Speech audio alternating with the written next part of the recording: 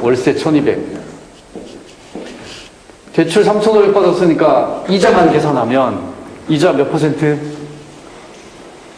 요즘 대출 받으면 몇 퍼센트 받아요? 8%면 신용이 아주 나쁜 사람이고 담보대출 받은 4.5% 아주 우량한 신용을 갖고 계시고 계산하기 어렵죠? 5% 그러면 700 그죠? 이거는 계산 안 해도 쉽죠? 700만 원 500만 원 남는 거예요. 투자한 건 얼마? 5천만 원 그대로. 가계대출 많아졌죠? 최근에 가계대출 하도 많아가지고 뭐 은행에서 더 이상 돈도 안 빌려준다 이런 게 8월 말쯤에 생겼었잖아요. 저는 사람들이 돈을 왜 빌려갔겠어요? 이거 하려고. 전세금은 눈에 보이는 수익이 실질적으로 없단 말이에요. 그러니까 원하는 건 이거예요. 월세로 바꾸고 싶은 거예요. 3,500만 원이 없어요. 때려 박을 수가 없으니까 빌리는 거예요. 은행에서 돈 빌려줄 때 전세 비율보다 높게는 절대로 안 빌려줍니다. 물론 빌려주기도 하죠. 저기 이제 무슨 저축은행 이런 데 가면 그럼 그만큼 다 빼고 빌려주니까 그럼 3,500만 원 받을 수 있습니다. 저 1억을 가지고 1억짜리 집을 가지고 그럼 5천만 원에 500만 원 나오니까 수익률 얼마? 10%. 이건 진짜 현금 수익. 그죠?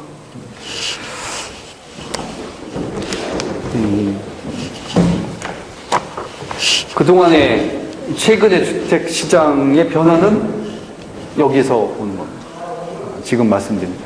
그러니까 제일 큰 원인을 제공한 게 앞으로는 주택 가격이 오를 것 같지 않다라고 하는 생각이 시장을 지배하면서 주택 매매 거래량이 없어진 거죠. 제가 지난번 여름방학 끝나기 전에 특강했을 때 한 행동재무학에서 말씀드린 것처럼 집값이 오르면 거래량도 늘고 집값이 떨어지면 거래량도 줄어듭니다. 안 파는 거예요. 1억에 산 집을 8천만 원에 팔려면 속이 뒤집어지거든요. 안 팔고 있으면 아직까지 나는 1억짜리 집을 갖고 있는 거예요. 그래서 거래량이 없어요. 사람들이 이제 거래도 안 하는 거죠. 이제 집값이 떨어진다고 생각하니까. 그리고 아무리 싸게 팔아도 더 떨어질 거라고 생각하니까 안 사는 겁니다. 파는 놈도 없고 사는 놈도 없고 하는 게 최근에 시장인데 뭐 조금씩 늘어났다 말았다 하는 것 같지만 아직까지 거래는 아주 극히 미미한 수준입니다. 그리고 이제 움직이는 건 다 임대 시장이죠. 그래서 이제 자산이라고 하는 것이 시세 차익을 보장하지 못하는 자산은 할 수 없이 굴려야 되는 겁니다. 그러니까 이제 그 자산을 가지고 임대 시장으로 가서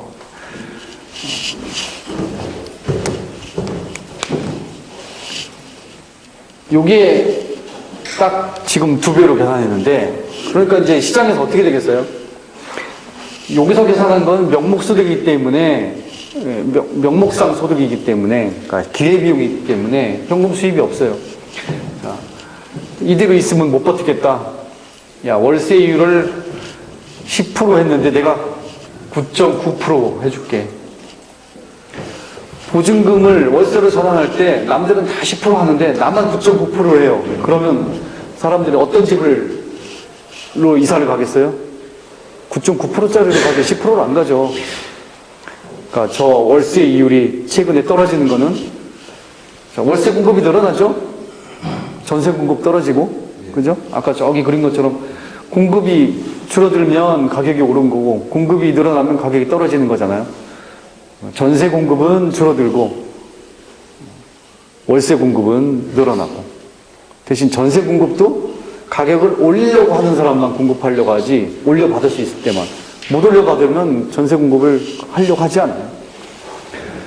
어쨌든 이제 월세 공급이 늘어나니까 이 월세 이율이 점점 떨어지는 겁니다. 그러니까 한 1, 2년 전만 해도 월 1%였는데 지금은 뭐 월 8점 몇 프로, 0.84%인가? 뭐 얼마까지 떨어지고.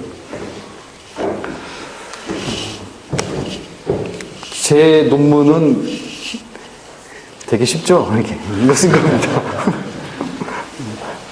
말은 되게 쉬운데, 말을 이제 쉽게 써놓으면 논문이 통과가 되기 때문에 아주 어렵게 말을 만들어야 읽어보는 애들이 에이씨, 뭐야, 그냥. 여기 뭐 열심히 쓴 것 같네. 하고 통과시켜주는 겁니다. 자, 마지막 게쯤에 가면, 이 논문의 36페이지에 가면, 시뮬레이션을 한 게 있어요. 그 그래프가 하나 있죠. 이게 주택가격 상승률, 그 다음에 대출 이자율, 그 다음에 전세가격 비율, 월세 이율, 뭐 지금까지 얘기한 여러 가지 변수들이 시장에서 그 자료를 얻었을 때 이론적으로 전세를 놓을 비중을 시뮬레이션 한 겁니다. 뭐 들쭉날쭉하지만 그러니까 어떤 때는 주택가격 상승이 떨어지면 전세를 놓으면 안 되는 그런 시기가 있어요. 근데 최근에 올수록 점점 밑으로 떨어지잖아요. 이게 전세 비중이 떨어진다는 게 이론적인 거지 실제 그렇다는 뜻은 아닙니다. 그래서 2010년 2, 4분기, 3, 4분기 오면 전세 놓는 놈이 하나도 없는 거예요. 전세는 뭐 바보가 되는 거예요, 이제. 왜냐하면 수익이 하나도 안 나는 투자를 할 필요가 없는 거죠. 다 월세로 바꿔야 된다는 뜻입니다. 이건 이론적으로 그렇다는 거고, 시장에서 실제로는 그렇게 안 된다고 그랬죠. 3,500만 원 투자해야 되기 때문에, 추가로. 그걸 내 돈으로 투자하든, 대출받아서 투자하든,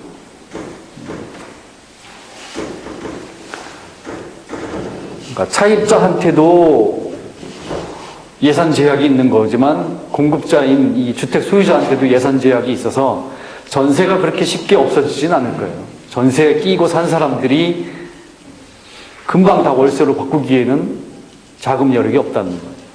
근데 적어도 이제 이 이론적인 관점에서 봤을 때 전세는 적어도 지금 같은 상황이면 전세는 안 난다.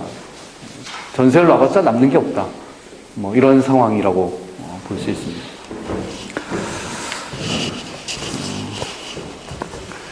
그래서 지금까지 말씀드린 아주 간단한 진리를 막 어렵게 써가지고 이렇게 해놓은 게 이 논문입니다. 그래서 논문은 어려운 걸 쉽게 쓰는 것도 정말 쉬운 걸 어렵게 쓰는 것도 결론은 임대 수익률도 퍼센티지 가고 대출을 했을 때 그 대출 이자를 가고 거기에는 밸런스에 대한 수익과 그 차액만큼의 수익이 결론이 나는 거죠. 그거는 조금씩 다른데 이제 뭐 여러 가지 조건이 변하면 다 그것도 변해요. 그게 이제 그래서 이렇게 앞에 이렇게 골치 아프게 써놓은 거예요. 그것 때문에 이제 어떤 경우에 어떤지. 그러니까 예를 들면 이 29페이지에 보면 표 1이 있는데